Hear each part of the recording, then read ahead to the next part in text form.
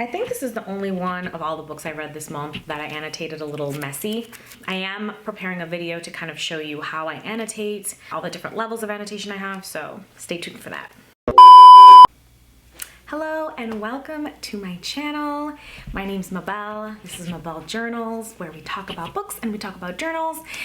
And just so you know, I am not wearing makeup. Well, I am wearing like eyebrow makeup, and I did put some lip gloss on, but I just figured, you know, I can't always do the full glam. Believe it or not, I was full glamming in the other videos, but this is probably what you're gonna get more often than not, just so I can be more quicker with my videos. I feel like sometimes I'm like, oh, I can't film because I don't feel like putting on makeup. So in today's video, we are going to talk about the 8 books I read in May. I feel like May just kind of flew right by. Like, please let me know I'm not insane for thinking this, because honestly, I feel like I just did my April wrap up. Granted, I did do it towards like the 3rd week of April. And we're also going to do a quick flip through of my reading journal. You know the drill. If you've been here before, that's basically what we do. We go over all the books I read, and then we go over the reading entries. Without further ado, let's just get started on everything.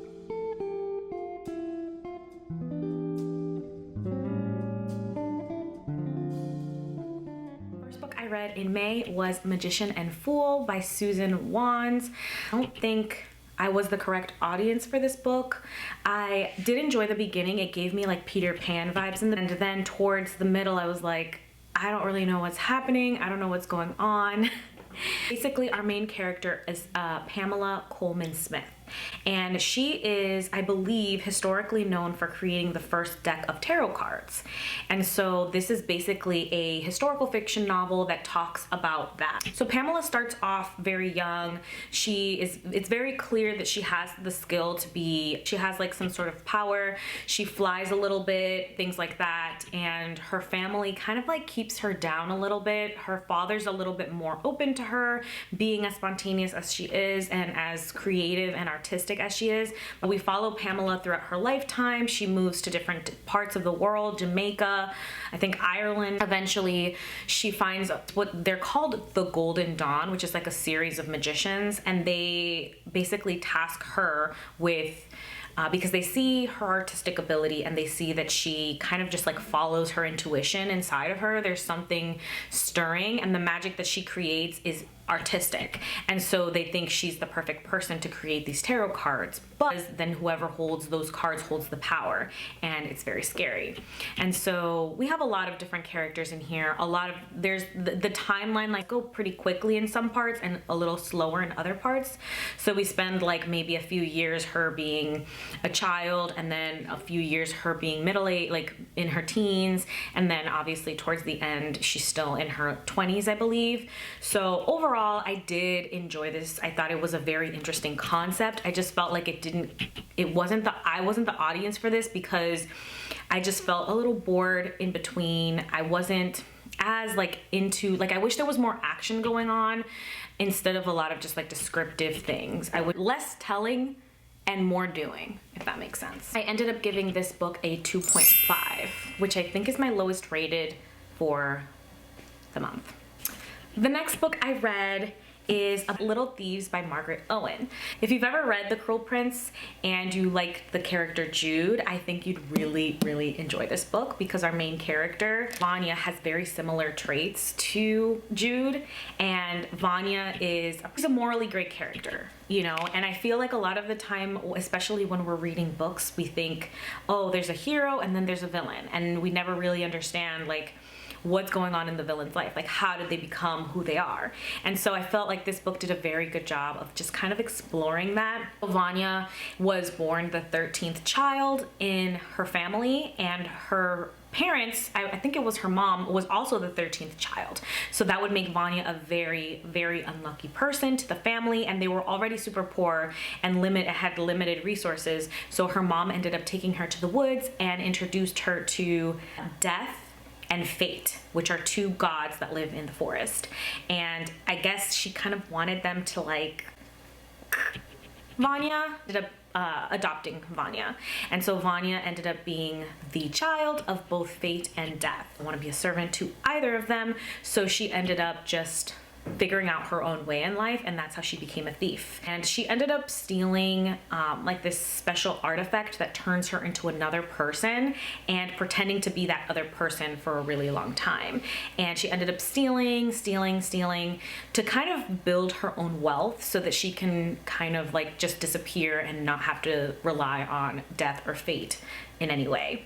Now the problem is there's other gods that see what she's doing, and they ended up cursing her and giving her a curse that she kind of now has to fix. Yeah, that's basically what the book's about. I don't want to give anything else away, and I ended up giving this a 4 star. And I annotated. All right, so next book I read is another really, really good one. One that I wasn't expecting to start a series, because I'm in the middle of like 20 different series right now, and I wasn't expecting to start another series, but I had to, a little bit. Anyway, so this book is called The Lightning Thief by Percy Jackson. I don't know if you've ever heard of it. I don't think a lot of people know about this book, but let me stop joking around. Started The Lightning Thief. I have never ever read the Percy Jackson series, ever. Like I mentioned in one of my other wrap-ups, I read The Sunbearer Trials by Aidan Thomas, and that book was said to be a part of the Percy Jackson series, and was also said to be very similar to the Hunger Games. And I very much enjoyed the Hunger Games, and obviously enjoyed the Sunbearer Trials. So I was like, I just gotta finish the puzzle. So the Percy Jackson series, that was just another sign for me to read it, and I was not disappointed in the least. But what I really, really love about this series is like the connections that it makes to Greek mythology in such an interesting and different way. So we follow our main character, Percy Jackson, and Percy Jackson is a 6th grader, and a lot of weird things are happening throughout his life, but he always kind of just like puts it to the side. His only true people that he loves in his life are his mom and like one of his best friends named Grover. And so he kind of is under the impression that life is just not fair, things are just not working out for him, and he later on realizes that he is the son of a god, and not just any god, but one of the big 3, which is kind of amazing and also illegal for the gods to do. And so a lot of like what's going on here is him just trying to figure out who he is. He's also given a quest, and he meets a lot of people that he should and shouldn't trust. I don't want to give too much away in case you haven't read it and plan on reading it, but most importantly, I just thought that this was just such an interesting type of interpreting Greek mythology in a very like YA type of setting, but also just adventure. And it's super action packed.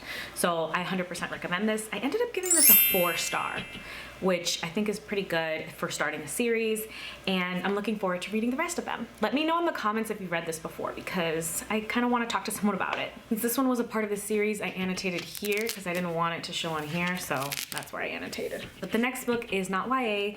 It is actually another series.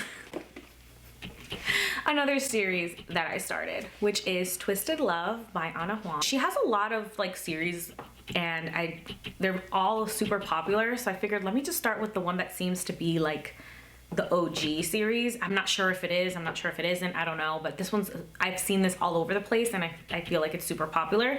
So I did pick up this whole series a few months ago, and I was like, you know what, let's just start it. Let's just bite the bullet and do it. So the Twisted series, which I didn't know until I started reading this one, follows different couples, very similar to like Lucy Score, what she does. And if you've seen any of my other wrap-ups, I've talked about Lucy Score. She has her Knock 'em Out series that follows different characters like within each book.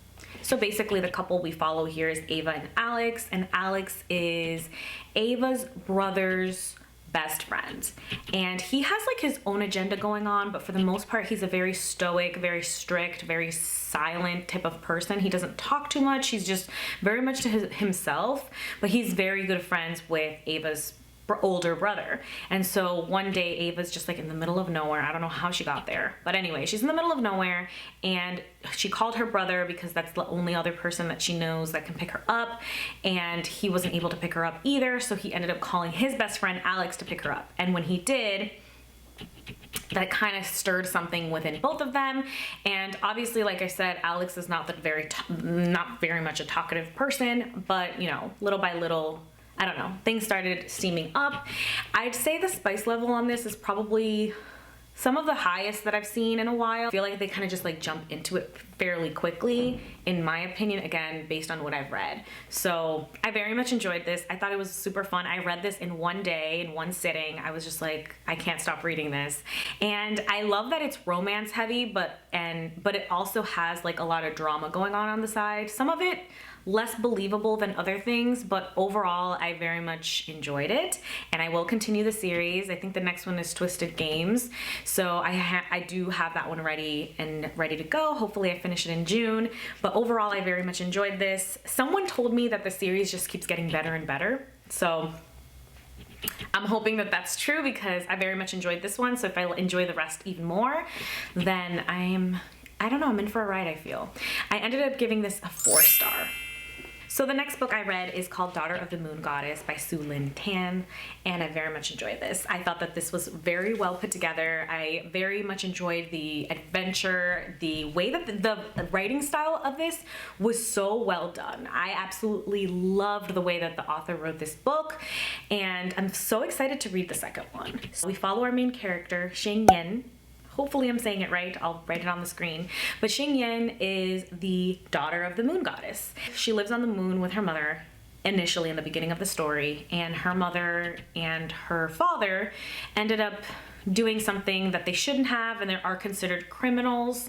That's why the mother was sent to the moon to basically stay there.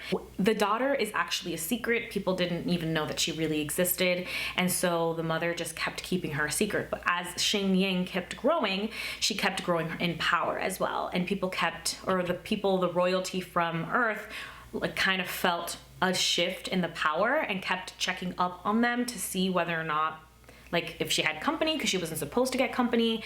And so what ended up happening was that Xing Yin ended up coming down to Earth. She had lived in royalty in this castle her whole entire life, kind of secluded with no one around her, to then now have to kind of make it out on her own. It was a little difficult. So I don't want to give too much away, but she ended up becoming the prince's like sidekick type person, and they ended up kind of becoming a lot more closer, and a lot of different battles, a lot of different like things that they had to go through, trials, and it was just such a good book. I absolutely enjoyed this. I was so into this book the whole entire time. I thought that there was always something interesting happening.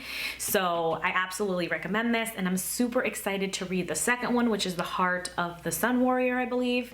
And I already have a copy of it, so I'm super excited. And yeah, definitely recommend. I ended up giving this a 4-star. I definitely annotated. The next book I read, that book is Pride and Prejudice by Jane Austen, which is a classic. And honestly, I was very, very bored in the beginning. I think I was just not used to the writing style. Classics are obviously written in a different way. I feel like they use 5 different words to say one thing. And so the only other classic I read was by Oscar Wilde, recently at least, which is The Picture of Dorian Gray, and I think that one's a lot more approachable than most classics. It's a lot easier written, it's short, and this one's also short, but like I think that it takes some time for you to adapt to the reading style, the writing style, and once you adapt to that writing style, at least for me, I felt like it was like kind of going a lot more quicker. I thought it was very funny because a lot of people describe this book as people just visiting people in other houses, and and I didn't really think about that until I saw that comment. I'm like, wow, it really is a lot of unannounced guests, and you know, men thinking that they're better than women and all of that. But either way, like, I still very much enjoyed this because I absolutely love Lizzie. We follow Elizabeth Bennet, and she is one of 5 sisters, and at this time, the most important thing for women is to get married to very powerful men. Elizabeth is kind of over that. She's just like, okay, I'm a lot more modern than these times. And she just does not give any guy the time of day. And so they ended up going to this party where her oldest sister, Jane, who's like the most beautiful of all of them, was able to kind of like, so Mr. Bingley is the person who is super powerful, super rich, and obviously any woman that he falls in love with is set for life. And he fell for Jane, and they talked, and he was like entranced with her, and even Elizabeth is just like, yeah, he definitely likes you, like for sure, like there's no doubt about it. But he also comes with another guy. He's not there by himself. He's there with Mr. Darcy, and Elizabeth confronts him various times, and you know, little by little, because it is the very first enemies to lovers type trope, and the enemies to lovers trope is one of my favorite, so I definitely did enjoy this. I thought that it was very well done. I thought it was very well put together. I thought it was a very simple story, a lot more simpler than I thought, but now I'm like interested and invested in watching all of the movies because there's various interpretations of this, and I'm also interested in reading other books that have adapted this kind of perspective as well. I annotated the heck out of this, like I did all my other books, and I ended up giving this a 4-star. All right, so this next book honestly caught me by surprise. I did not expect to enjoy this book as much as I did, and that is Big Gay Wedding. This actually just came out, I believe, May 2nd. This book, like I said, took me by surprise. I did not expect to enjoy it as much as I did. We start off with Chrissy, who is this older woman. She is the owner of a farm. It's called Polite Society Ranch. Basically, she doesn't kill animals. She doesn't, for any purpose, like she doesn't kill them to eat them, and she doesn't kill them because they're old, like none of those things. She ends up actually taking in animals that, you know, are being thrown out or are about to be killed or are sick and need like help, things like that. And she's a widow, and so her husband had passed away a few years ago, and it's just now her and her son lives in LA. And growing up, she knew her son was gay, but she never thought that, you know, anything would really come of it. And so her son says, hey, like I have some big news I need to tell you. And she's thinking in her head like, oh my God, he's finally gonna come back home and he's gonna help me with the ranch and we're gonna be here together and we're just gonna be so happy. He ends up coming home and telling her that he's engaged and he's gonna get married with another man. And Chrissy is like just super against that. She just completely is just like, I will not accept that. I don't think that that's right. That doesn't make sense. So the other piece to this is that they plan on having a big gay wedding at the farm, and she's basically basing that opinion on the fact that, you know, the priest said this or her husband when he was alive said this, not really her own internal voice. And a lot of the time I feel like that's really what happens. Like people tell you growing up, like, hey, this is wrong, this is wrong, this is wrong. And you never really get your own opinion or your own ideas of what anything means because you're just basing your ideas and your own perception of what's right, your own values on what other people have said. And so, you know, the whole book takes this journey where Chrissy's just trying to figure out what all of this means and how she should take things in, and it does a very good job of doing that without making all of it about her, if that makes sense, because I know like the way I'm explaining it, it sounds like, oh well, she's just making it about her, but that's not really how it comes off in the book. We do get a really good sense of who her son is. His name's Barnett, his fiance Ezra, and there was just so many scenes in here that made me cry because Ezra's a teacher and I used to be a teacher, and so kids from the school nearby go to the farm to see the farm as a field trip, and she kind of gives them a tour and talks about like the farm and the animals and all of that. And so one boy was just crying and no one could really get him to explain why he was crying. No one can get him to explain like what was going on. And so Chrissy used her teacher technique, because she used to be a teacher as well, to kind of get the boy to calm down or at least tell them what's wrong with him. And he still wouldn't budge. He wouldn't say anything. And Ezra, who like I said is Barnett's fiance, kind of like stepped up to the plate, and he's currently a teacher in LA as well. And so he just comes up to the boy, and you know, he's wearing like this super fancy outfit, and he ends up like kneeling on this mud. And so the boy's already like who is this person? Like, what's going on, you know? And so it just goes from there. I don't want to give anything away, but the point is it was very emotional for me to read. I actually recorded myself crying. Maybe I'll put a clip or two in there. I don't know. But it was just so emotional and so beautiful. And I just thought that the whole thing was done so well. Obviously, books have been written, movies have been done about this, but I just loved the way that the author wrote this book, and I 100% recommend this. I ended up giving this a 5-star. So you can tell I enjoyed it. And I obviously annotated. And then the very last book I read this month was also phenomenal. Literally just finished this like 4 days ago, so it's still like fresh in my mind. I did not expect, very similar to Big Gay Wedding, I did not expect this book to do what it did to me. Not Alone by Sarah K. Jackson. I was sent this book by Doubleday Publishing, so thank you so much for sending me this ARC. I obviously didn't read it before it came out because it came out May 2nd, but I just had so much going on I couldn't read it ahead of time or before its release, but I did read it after its release, and this took me by surprise. I was all over the place with this book. I was a mess. I was crying so much. 100% recommend that you look up trigger warnings for all of the books I mentioned, but specifically this one because we follow our main character, Katie, and Katie's basically trying to survive in this post-apocalyptic world. She's not alone, because she has a 4-year-old son. And so she and her 4-year-old son, Harry, are trying to kind of like navigate through this brand new world. The apocalypse was caused by a storm, and the storm caused like this disease to happen, and it infiltrated a lot of different people, and people just ended up dying like automatically, like just like right there, just in your face, dead. And so obviously we're not talking zombies, nothing like that, but it's still like it's super deadly. And so Katie is going through this whole motion. She's trying to figure out the best things to do for her son. It's just her and him for the first 4 years of his life.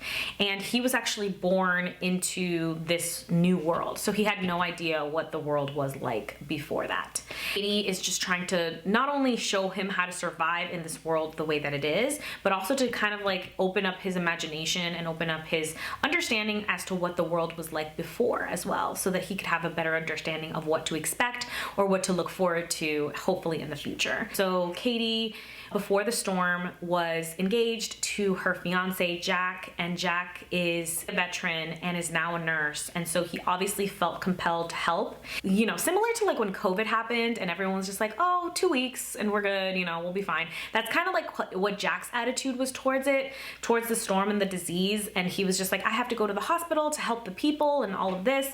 Don't worry, I'll be right back. Like, this isn't a big deal. Like, it's not, you know, we're gonna be fine. And obviously it wasn't that way. And so they were separated from the beginning of the storm. She had lived 4 years through this apocalypse with her son Harry, and he and her were just kind of like the only things that existed between each other until she found a note from Jack and realized that Jack was alive, or that might be alive. Because obviously as they try to journey over to find Jack, they find themselves in all of these very challenging and scary situations.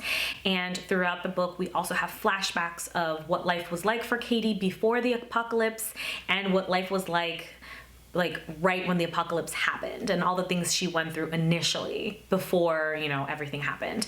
And there was a lot of twists, there was a lot of turns, there was a lot of like, oh my God, I can't believe that happened, or like, wow, I did not see that coming. And so I just will not be the same after this book. I ended up giving this book a 5-star.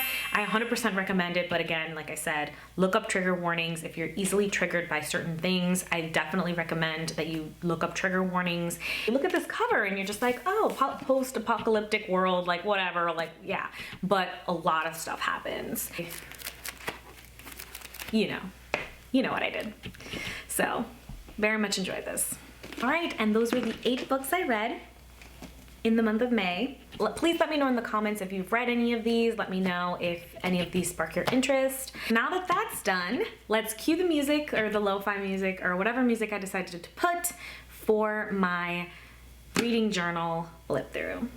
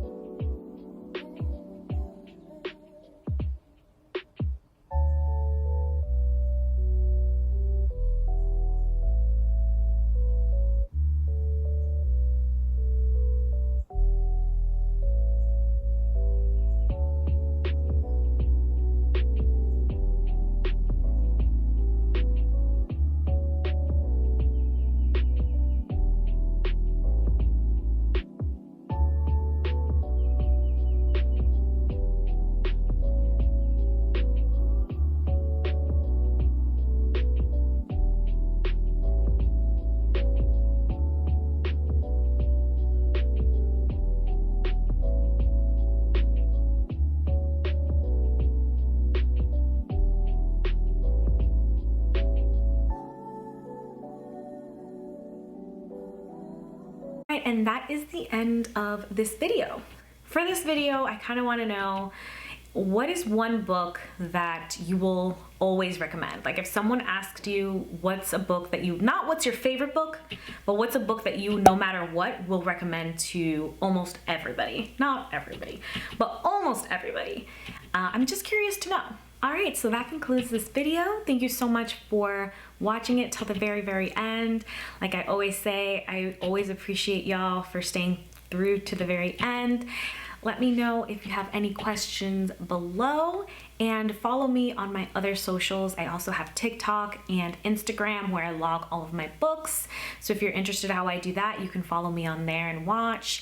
I also have Goodreads where I'm pretty up to date with what I'm reading. So if you're interested in seeing what I'm reading, you know, in real time, you can follow me on there. And yeah, that's about it. Once again, thank you for staying till the end, and I'll see you on the next one. Bye.